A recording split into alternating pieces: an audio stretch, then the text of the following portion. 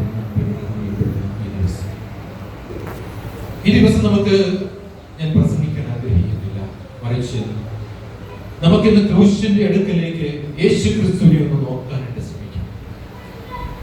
ഇന്ന് നമ്മൾ പാടിപ്പാട്ടതാണ് ക്രൂശിന്മേൽ കാണുന്നതാ പ്രാണനാഥൻ അല്ലേ?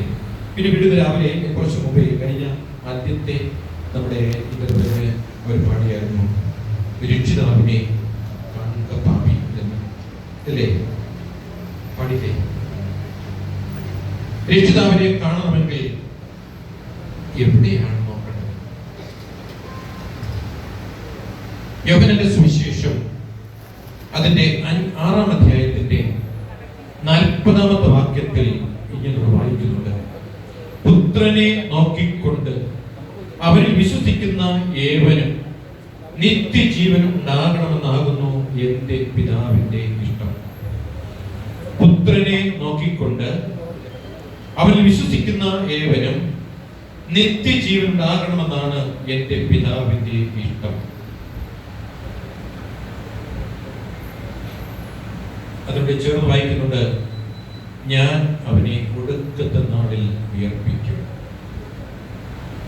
ഞാൻ അവനെ ഒടുക്കത്തെ നാളിൽ ഉയർപ്പിക്കും. അത് വായിച്ചത് പുത്രനെ നോക്കിക്കൊണ്ട് അവരിൽ വിശ്വസിക്കുന്ന ഏവനും നിത്യജീവനുണ്ട്. ഒരു ക്രിസ്ത്യാനിയെ സംബന്ധിച്ചിടത്തോളം അവന്റെ ആത്യന്തികമായ ലക്ഷ്യമെന്ന് പറയുന്നത് നിത്യജീവൻ പ്രാപിക്കുക എന്നുള്ളതാണ്. അതിനുവേണ്ടിയാണ് ഈ കഷ്ടപ്പാടുകളും ബന്ധപ്പാടുകളും ത്യാഗങ്ങളും ഒക്കെ നമ്മൾ സഹിക്കുന്നത്.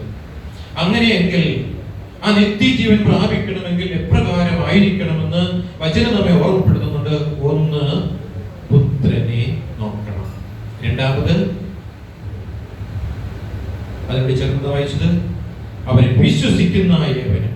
രണ്ട് കാര്യങ്ങളാണ് ഈ വാക്യത്തിൽ നമ്മൾ കാണുന്നത്. ഒന്ന്, പുത്രനെ നോക്കണം. രണ്ട്, അവനെ വിശ്വസിക്കണം. നമുക്കൊരു പക്ഷേ തോന്നിയേക്കാം നമ്മൾ ഇത് രണ്ടും പാലിക്കുന്നവരാണ് അല്ലേ? വീണ്ടും വായിക്കുന്നുണ്ട് എബ്രായ ലേഖനം 3-ാം അധ്യായത്തിന്റെ 1-ാമത്തെ വാക്യത്തിൽ, അതുകൊണ്ട് വിശുദ്ധ സഹോദരന്മാരെ, സ്വർഗീയ വിളിക്ക് ഓഹരിക്കാരായുള്ളവരെ, നാം സ്വീകരിച്ചു വരുന്ന അപ്പോസ്തലനും മഹാപുരോഹിതനുമായ യേശുവിനെ ശ്രദ്ധിച്ച് നോക്കണം. ഈ മൈക്ക് ആദ്യത്തെ പ്രദക്ഷിണം വരെ ഒരു കുഴപ്പമില്ല, അത് കഴിഞ്ഞപ്പോൾ തൊട്ട് പ്രശ്നമായി വല്ലാത്ത അവസ്ഥയിലേക്കാണ്. എന്താ പറ്റുന്നത് എനിക്കറിയത്തില്ല. അച്ഛനിട്ട് പണി കൊടുക്കാൻ ആരെങ്കിലും ഉണ്ടാകുമെന്ന് എനിക്കറിയത്തില്ല. എന്തായാലും അതുകൊണ്ട് ഒരു ശരിയായ രീതിയിൽ അങ്ങോട്ട് പ്രസന്റ് ചെയ്യാൻ പറ്റുമോ എന്നൊരു സംശയമുണ്ട്. എന്ത് തന്നെയായാലും ശരി തന്നെ, എബ്രായ ലേഖനത്തിൽ പൗലോസ് ശ്രീകാന്ത് പറഞ്ഞത്, വിശുദ്ധ സഹോദരന്മാരെ, സ്വർഗീയ വിളിക്ക് ഓഹരിക്കാരായുള്ളവരെ, നാം സ്വീകരിച്ചു വരുന്ന അപ്പോസ്തലനും മഹാപുരോഹിതനുമായ യേശുക്രിസ്തുവിനെ ശ്രദ്ധിച്ചു നോക്കണം. പൗലോസ് പറയാണ്, യേശുക്രിസ്തുവിനെ ശ്രദ്ധിച്ചു നോക്കണം.